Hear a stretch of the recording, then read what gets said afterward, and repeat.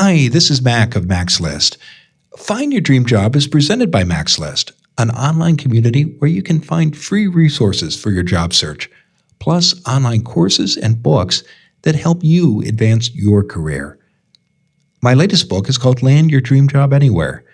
It's a reference guide for your career that covers all aspects of the job search, including expert advice in every chapter. You can get the first chapter for free by visiting maxlist.org/anywhere.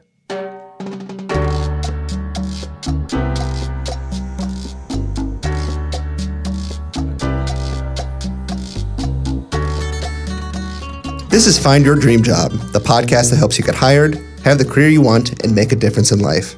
I'm Ben Forstag, Managing Director of Mac's List. You're probably wondering what's happened to your usual host, Mac Pritchard. Unfortunately, he's feeling under the weather, so I am temporarily filling in today. Mac will be back with us in a few weeks. Today, I'm joined by my colleagues, Becky Thomas and Jessica Black from the Mac's List team. This week, we're talking about how to handle job rejection.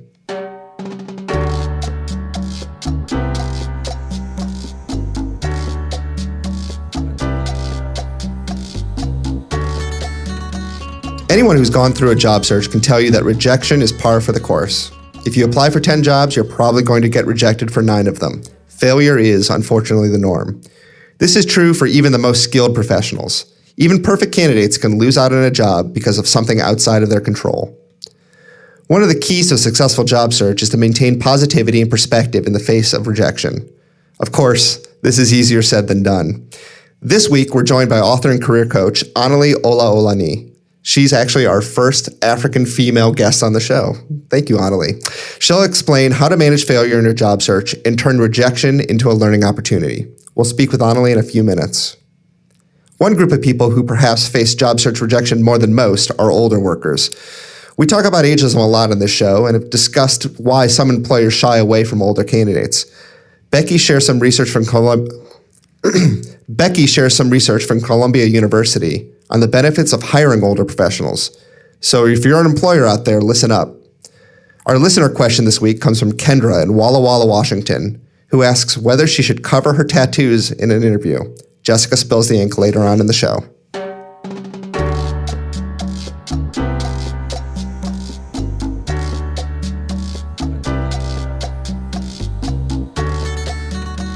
But first, as always, let's check in with the Mac's List team. Becky and Jessica, we're getting the band back together. That's right. Welcome back, Ben. So every week, Becky searches the nooks and crannies of the internet. They call her the English Muffin Lady. And she looks for websites, books, and tools that you can use in your job search and in your career. So Becky, what have you found for us this week? So this week I have a sort of combo article and ebook called 10 Advantages of Retaining and Hiring Older Workers, Lessons from NYC Small Businesses. So this is from Columbia Mailman School of Public Health, and it's this initiative called Age Smart Employer, and it's all about sort of educating employers about why older workers are helpful and all the benefits that having an age-diverse workforce can be. So this article, the article shares a bunch of anecdotes from like dozens of small business owners in New York City who have all hired and retained older workers. These stories highlight what it's really like to have older workers on staff, and it shows the positive aspects of hiring and retaining older workers. It also elevates 10 distinct advantages of having an older workforce that are sort of nailed down in this attached PDF ebook that you can download for free. Some of the advantages include older workers bring extensive skills and experience, which is kind of a no-brainer. Seasoned employees can retain valuable business info and train new employees. Strong work ethic. And then I read some stuff about how older workers can actually improve business. Like they can bring in more older customers. There was a couple anecdotes from businesses like delis and stuff in New York that relied heavily on tourists, and like 80% of tourists are over the age of 50. And so those tourists really loved having older workers wait on them and serve them, and they kept coming back to work with those folks.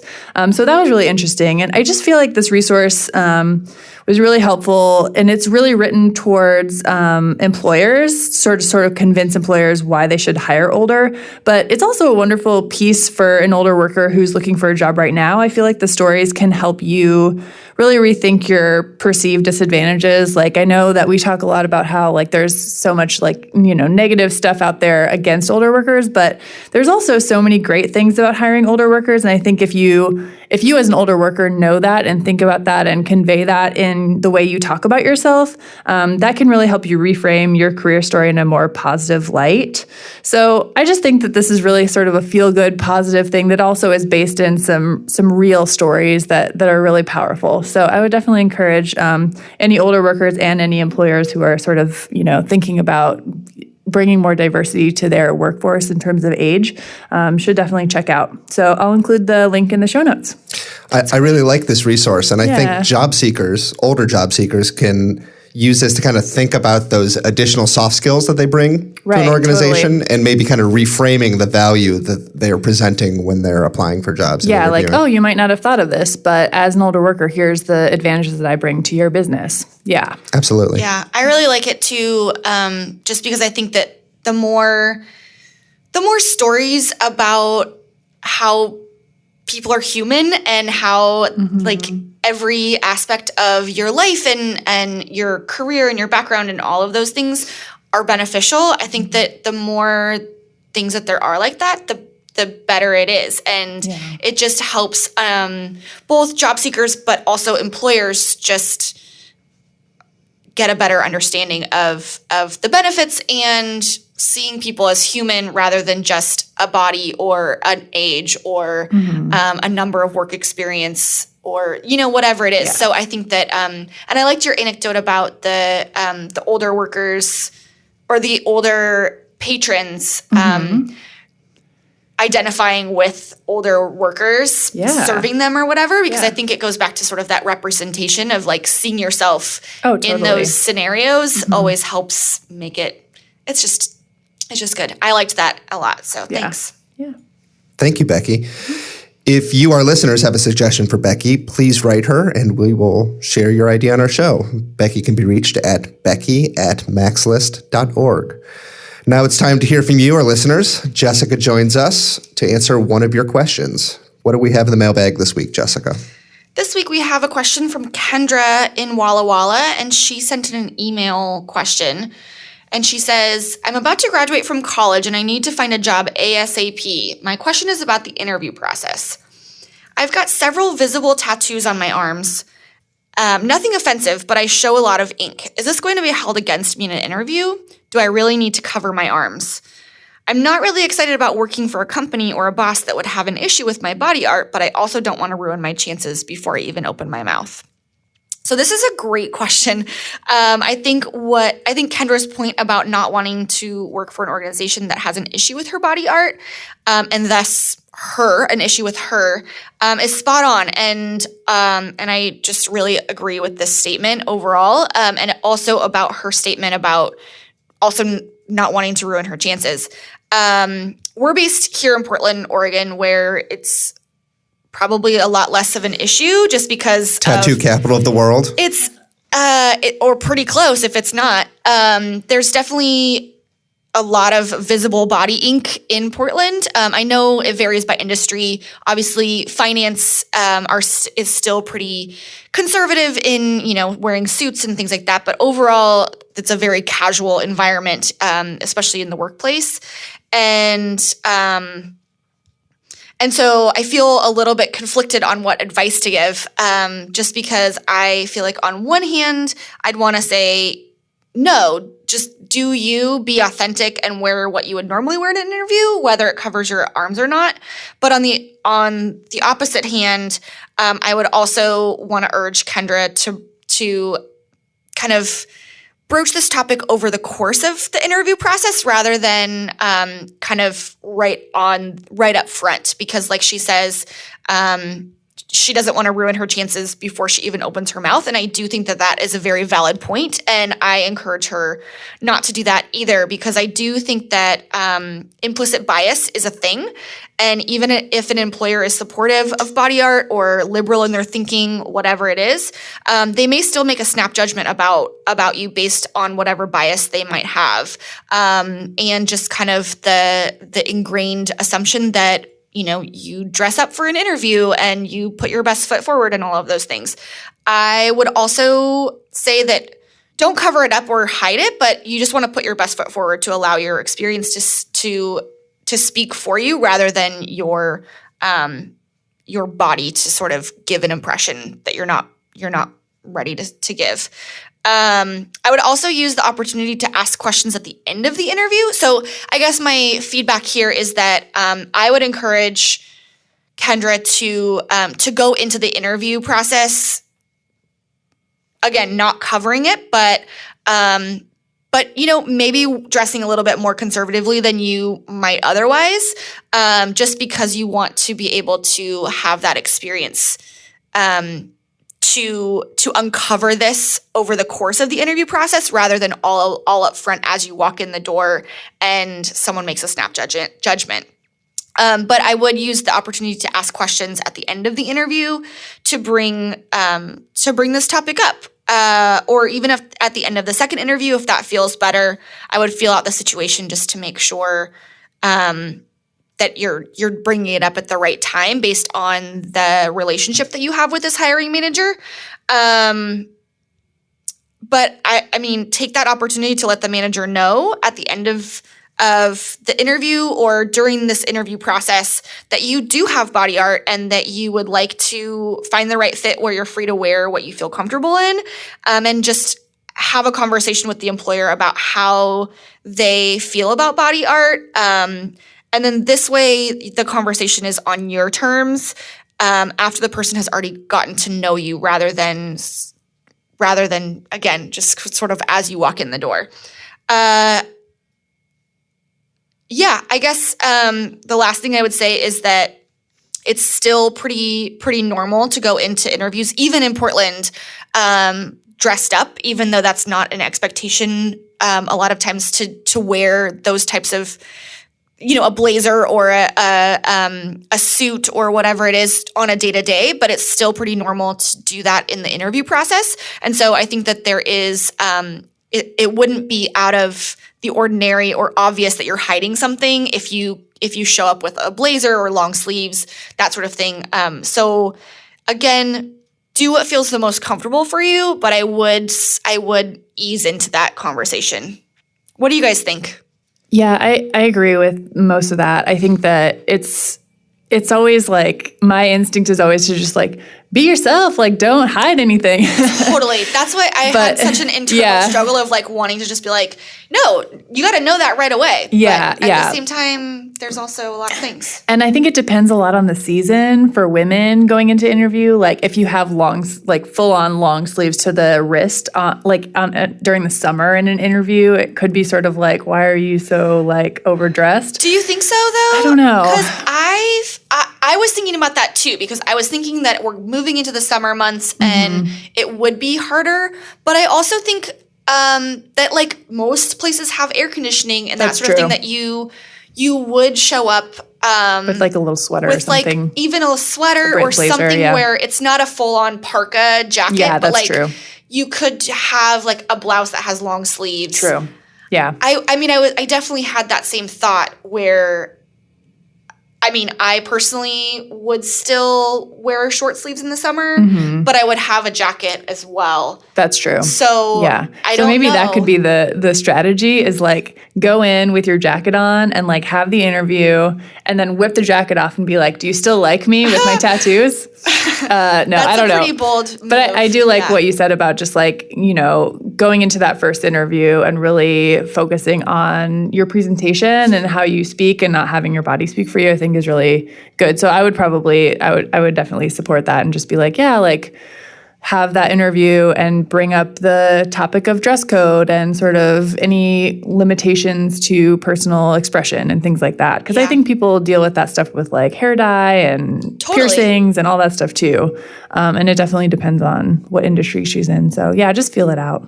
I think so too. Yeah, I playing off of that, I think the key to Kendra's question is this going to be a problem for me in interviews? And the answer is, in some companies, yes, and in other companies, no. And you could probably get a pretty good feel for what the internal culture or expectation is if you do a little LinkedIn research, look at what the rest of the staff look like. True. If you go to their staff page and there's a bunch of people with pink and green hair, then probably some ink is okay. If it's a bunch of stuffy guys wearing suits, that tells you something else. But you got to weigh the options here between kind of complete self-expression and putting, quote, your best foot forward and kind of presenting yourself in a very conservative way and then rolling out your personality later. Yeah, and I don't even think that you have to really like rein in or like put on a false sense of identity. You still should be 100% authentic and be you in the interview, but just, start out wearing long sleeves and then have that conversation. Unless you really feel strongly, I mean, this is again up to you, Kendra. If you do kind of just want to find that right fit where they're gonna support you 100% no matter what, then maybe the best move is to kind of dress however you would normally dress, and then you'll find the right fit eventually. So again, tough question, very. You could go either way, but good luck and let us know how it goes. I think it'll work out well. Well, thank you, Jessica. If you have a question, send her an email at jessica@maxlist.org. You can also call our listener line, which is 716-JOB-TALK, or send us a message on Facebook. If we use your question on the show, we'll send you a copy of Land Your Dream Job Anywhere. Kendra, your copy is on its way to the onion fields of Walla Walla right now. We'll be back in just a moment. When we return, I'll talk with our guest, Añuli Ola-Olaniyi, about how to handle job rejection. Have you ever been asked a question like this in a job interview? Tell me about a time when you didn't agree with your boss. It's a tough one, right? What would you say? This is what hiring managers call a behavioral interview question, and it's a common tactic. Employers use this kind of question to explore your fit for a job based on your past experience. It can also be an easy question to answer, but you have to have the right strategy. Max shares his tips for how to answer these gotcha questions in his new guide, 100 Behavioral Interview Questions You Need to Know. This free resource teaches you a simple, 4-step process for expertly answering the most common behavioral questions. To get your copy, visit maxlist.org/questions. Again, that's maxlist.org/questions. Now let's continue with our show. Añuli Ola-Olaniyi is the founder of HEIR.com.ng, a social enterprise created to help young women build capacity and learn career skills. Añuli hosts the Hire Me Bootcamp, a training platform for millennials. She is certified in product management, HR, and digital skills, and she regularly speaks, facilitates, and writes about jobs and careers. Añuli is joining us today from Abuja, Nigeria. Hi, Añuli. Thanks for joining us today. Hello, everyone. Thank you so much for having me. So, Añuli, our topic this week is how to handle rejection when you don't get a job. And I thought a good place to start this conversation would be by asking you a personal question. Thinking back on your own career, how often have you personally faced rejection in your own job searches? A lot of times. And some of them were not pleasant, I must admit. At the end of the interview, I felt like, okay, I didn't do too well there. But yeah, I have faced rejection a couple of times, yes. And the rejection cuts across not just our jobs, relationships and contracts and businesses. But I know the focus of today is career. So yes, I've had this so many times come to me. It's painful, to say the least. Yeah, I think you're in good company, because I think encountering failure in a job search, unfortunately, is the norm. And I think everyone sitting here in this office definitely, but also people listening, have experienced some kind of failure in their job search. that job you really, really want, that job that you're perfect for, and you don't get the interview, or you get the interview and you mess it up. It's tough. So how do you suggest people manage the anger and frustration they feel when they get rejected for a job? Okay, thank you for that question. One of the things I would advise is that, you talk about it. I mean, before going into the interview, you would have prepared yourself, spoken to a friend, an expert, or a partner about job description, the interview you're going for, even had a role play, But when you get out of the interview, or a couple of days later, you hear a negative response, just talk about it. It's good for you to find somebody who you trust or who understands you, and just air your frustrations out to the person. The reality really is that rejection hurts, and any form of this can be a dent to your image. It can be a dent to your self-esteem.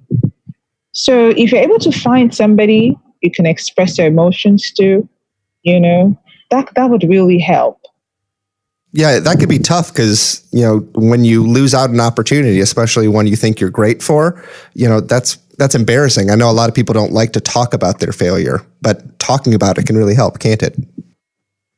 Yes, it can. And that's why I think talking about it with somebody that you trust, somebody that knows you, and somebody that understands, the process as well, will be helpful. At least you're not going to be getting as much criticisms at that point in time. The person it's like a shoulder to cry on, if you know what I mean. I think it's really important at this point in time to share how the rejection actually made you feel. And getting over that particular feeling is a good step coming out of that phase. Yeah, I think that this underlines the importance of having a support network, whether it's your spouse or friends or just people you know and trust, maybe even a job coach, people who you can use to help you navigate what is a very difficult process, the job search. So I've got a tricky question for you, Añuli. Do you think there's a way to prepare yourself ahead of time for rejection? Because we know a lot of times going into that job search, rejection is going to be probably the most likely outcome. If you apply to 10 jobs, 9 of them you might get rejected from. So is there a way to kind of steel yourself ahead of time for that? Nobody plans to be rejected. I don't think there is a way. I think I would rather we remain optimistic and positive about it. Anticipating failure, I think when you get into an interview, it's going to affect your confidence and your self-esteem.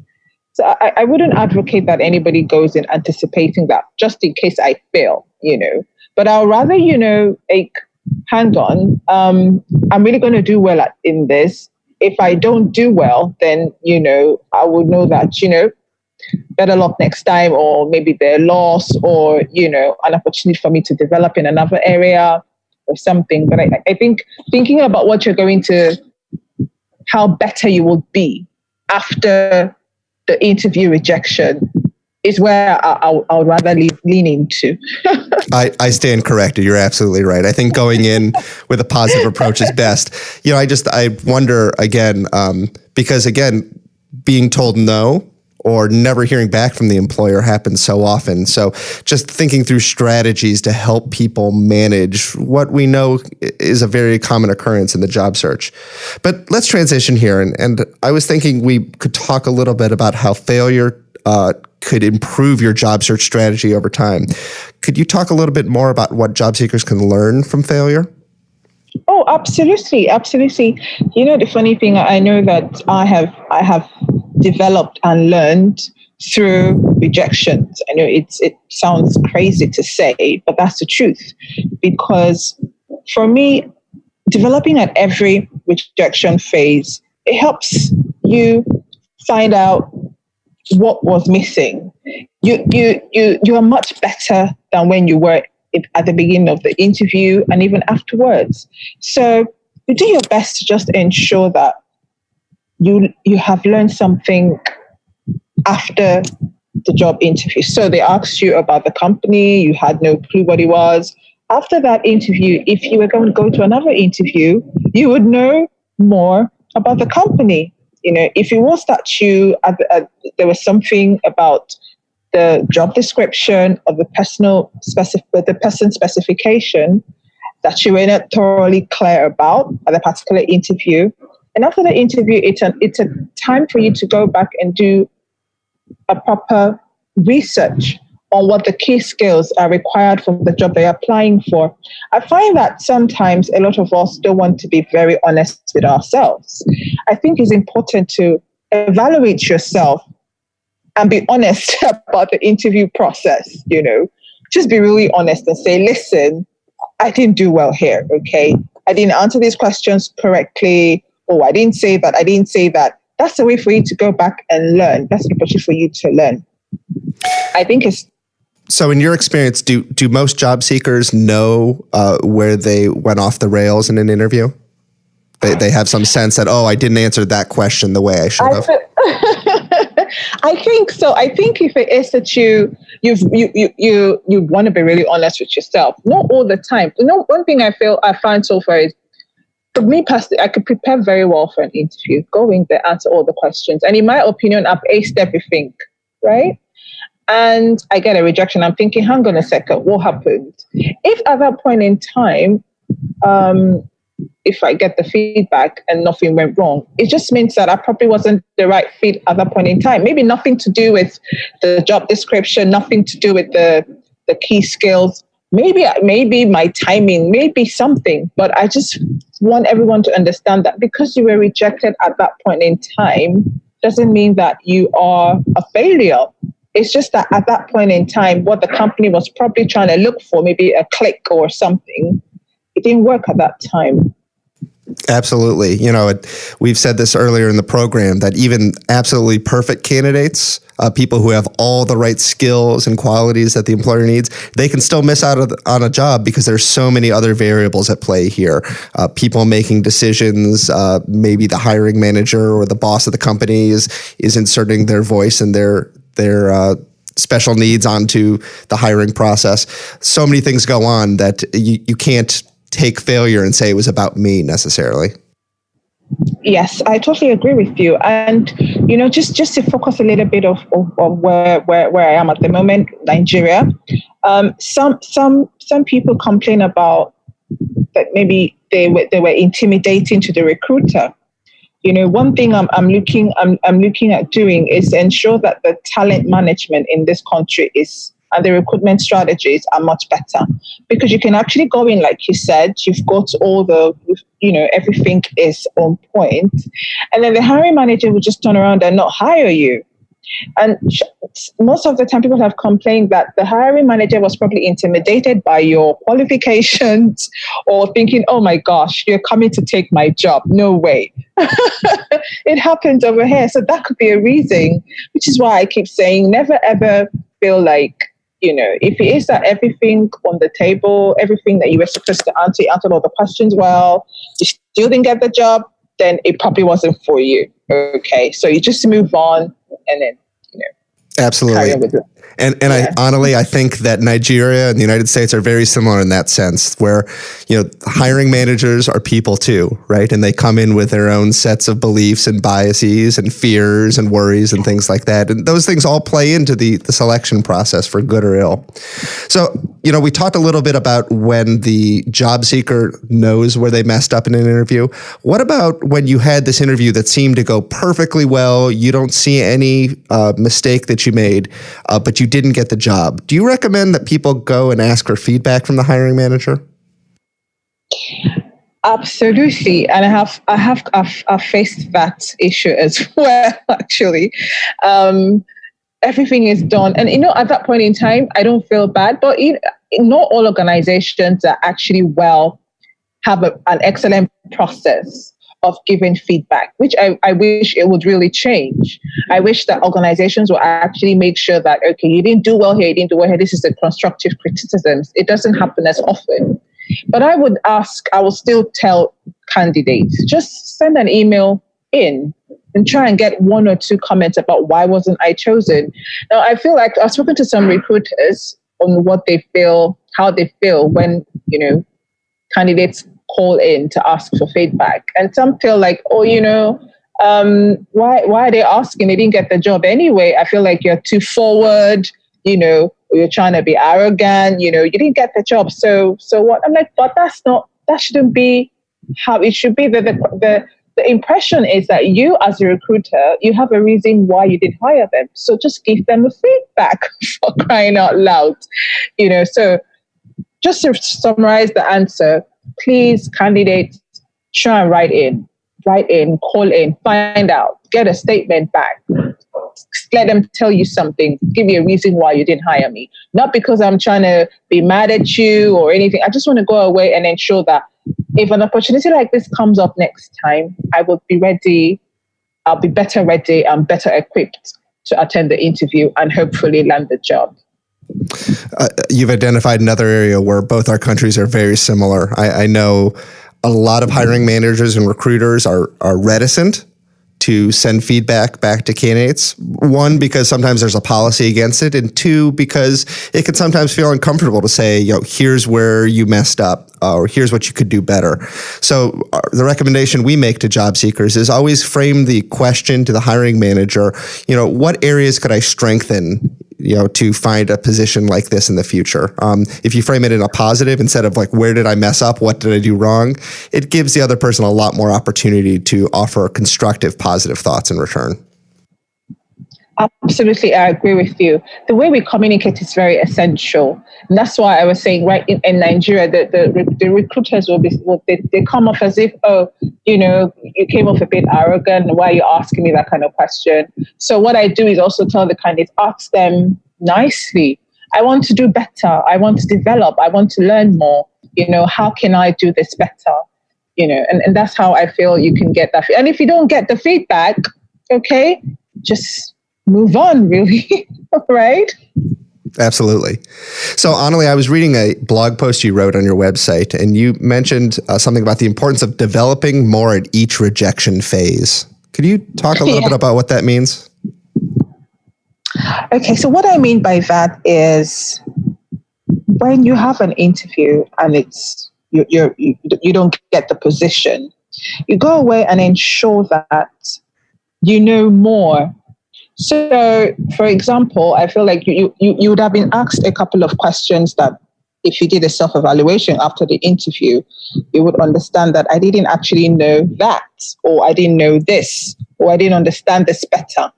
Just take your notes, go away, study, read, do your research, and then you can know a bit more or better than when you initially had the interview. So that's what I mean by that statement. So treat every experience like a learning opportunity. Absolutely. Somebody once said, I don't know who said it, but I always use this quote, that the greatest room in the whole world is the room for improvement. So treat every opportunity as a time for you to learn something new. Be better at doing something as well. Absolutely. So, Añuli, obviously rejection feels awful and most people want to avoid it. What's the best advice you have for job seekers to maximize the probability of success in an interview? My advice would be, as long as you can prepare as much as you can, right? But do your best to go in as confident as possible. Do your research, of course. Ensure you know about the company. I'm big on interview wardrobe. I'm so big on that. Find out what the appropriate outfit is for the position you are being interviewed for. Ensure that you have the job description and person specification if you can, and read about the company. And then find out where you actually fit in that role. Find out if there's any additional thing you can actually do. Mirror your experiences, your skills, your abilities into the job in question, and prepare very well for scenario-based questions, and try and ensure that you're leaving that interview, you're leaving that person who's interviewed you with thinking about only you will be on their mind. So do all you can. Prepare very well. You can't say enough about preparation, can you? And then make sure that you have a big smile I love smiling. I smile a lot. You should see my face. I smile a lot. Just keep on smiling. I can hear your smile right now, Añuli. Don't rumble, okay? And please, I always say something to candidates. If you do not understand the question, please ask them, could you repeat that question for me, please? Don't assume you understand what they're saying. Ask them. If you need to write it down, can I write the question down? Write the question down. Don't be in a hurry to answer any questions. It's an interview time because you need to get it right. That's what I would say. So to recap here, it's research the company, show up in an appropriate wardrobe for an interview, make sure you understand the questions, and understand the role that you're interviewing for, and smile. That's the most important one, right? Smiling. Yes, it is. Smile. Well, this is great, Añuli. Thank you so much for taking the time to chat with us. So tell me, what are you working on for the rest of this year? Thank you so much. Yeah, so I've got this, I'm working on a little project. It's an internship opportunity for young adults between the ages of 14 to 18. Summer is around the corner. And what I'm looking to do with a friend of mine who also runs an academy is to get this young adults into a professional work environment and get them to learn what it means to at least be in a career environment. Show them, time management, professionalism, and we're going to cut across different industries. So it's really an internship to ensure that we build them, get them to understand or start thinking about their career early on and let them understand what it means to actually get a job and work. In Nigeria, a lot of the people may just want to stay at home and go for holidays, which is really okay. But those who want to learn more, we give them the opportunity to do that. That's what I'm working on next. That's fantastic, Añuli. So if people want to learn more about you, they can visit your website. It's heir.com.ng. That's HEIR.com.ng. And they can also go to your Twitter account. That's at HEIRWoman. And we'll include links to both those resources in our show notes. Thank you so much for joining us today, Añuli. Thank you so much. And you can tweet at me as well, Añuli Ola-Olaniyi. Oh, great. We'll include your other Twitter account as well. Thank you so much for speaking to me today. So I really enjoyed it. Thank you. It was our pleasure. Thank you.